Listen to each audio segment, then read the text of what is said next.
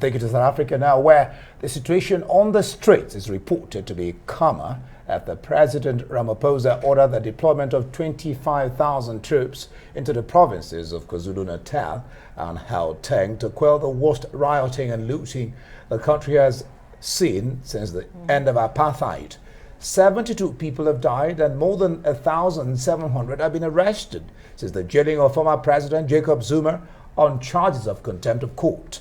Mobs have ransacked hundreds of shops and businesses in a wave of destruction fueled by widespread anger over poverty, hardship, and financial inequality that the ruling ANC has failed to resolve after 30 years in power. Highway of death, Gulf War, that's what it looks like down here. If you carry on further down the road, the cars burnt out, wrecked cars in the road, they've looted everything, the factories are burning, warehouses are burning. The people are coming by their thousands to come and loot.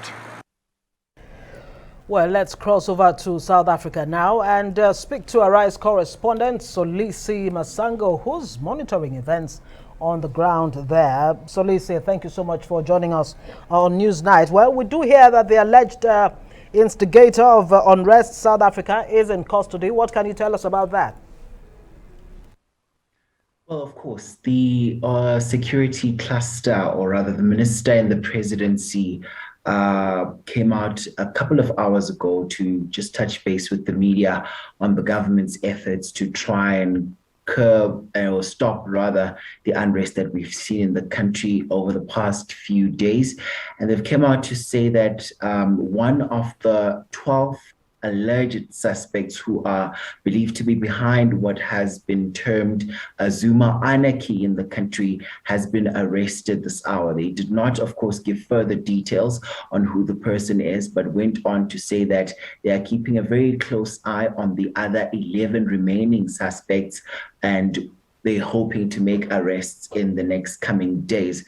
And of course, just as we had expected that tensions would be calm by now and some areas would be calm, we're just getting reports right now. Literally just an hour ago, a market in Ispingo in KwaZulu-Natal, KZN, has been set alight. We're seeing people, they're jostling to get fire engines to get into the location to try and, of course, calm the flames down. And we've seen some people, they're panicking in KZN. So it seems like just where this whole unrest seemingly started in KZN, things are just going on and on. Just like some song on a piano, just when you think it's over, something just starts again. As a way to a very good analogy there. We hear the situation, MXOLISI, is now calmer. Bring us up to speed. Is it just the 25,000 military people introduced that was responsible, or what and what? So yesterday, the defense minister came out to say that she had written to the president of the country, Cyril Ramaphosa, to ask him for some more manpower on the ground, and she had said that she asked for 25,000 more SANDF members. Those members have hit the ground running this morning, and they were seen, of course, patrolling certain areas that were identified to be hotspots.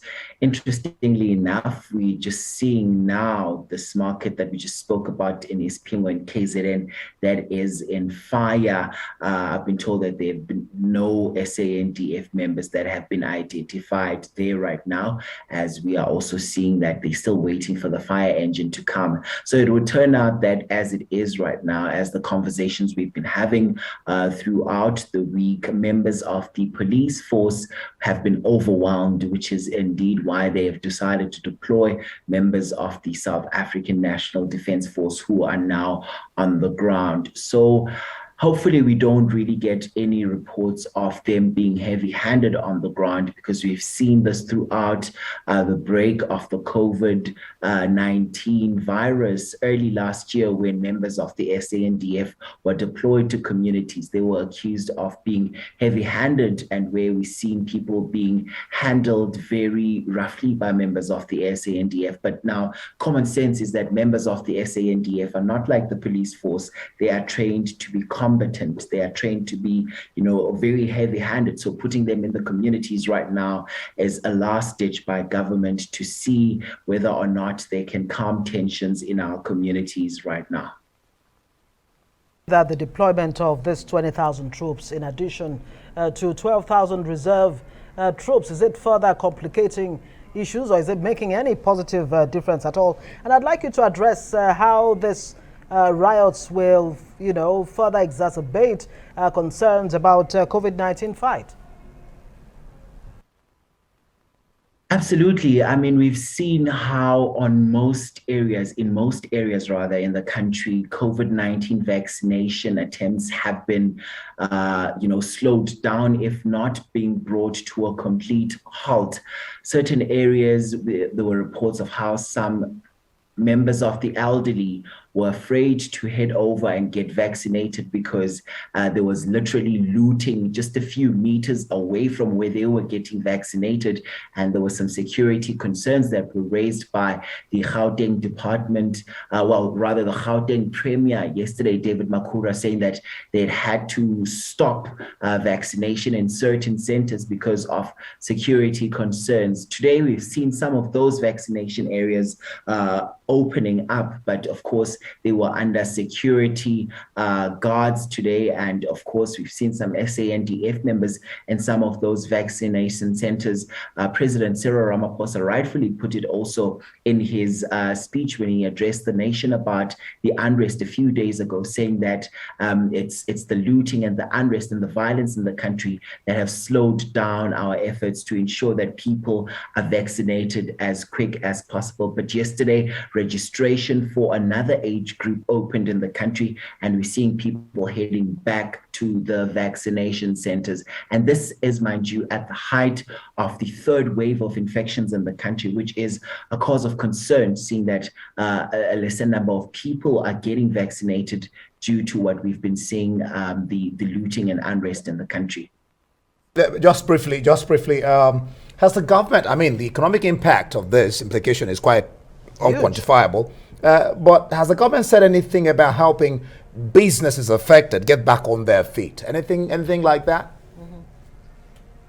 We haven't really heard much on that, besides the fact that they've been saying they'll be approaching a rather social approach into ensuring that the country recovers from this. I mean, it really doesn't take an economist to tell that the economic impact of this whole unrest is really going to take a while to come back from. We've seen business people really complaining that what was left of what they brought up over the years was just taken away from them in a matter of hours. So it would really be telling to see what the government of South Africa is going to do for those emerging small medium enterprises to come back from all of this, seeing that one of the major players actually have the backing of the insurance companies and so forth.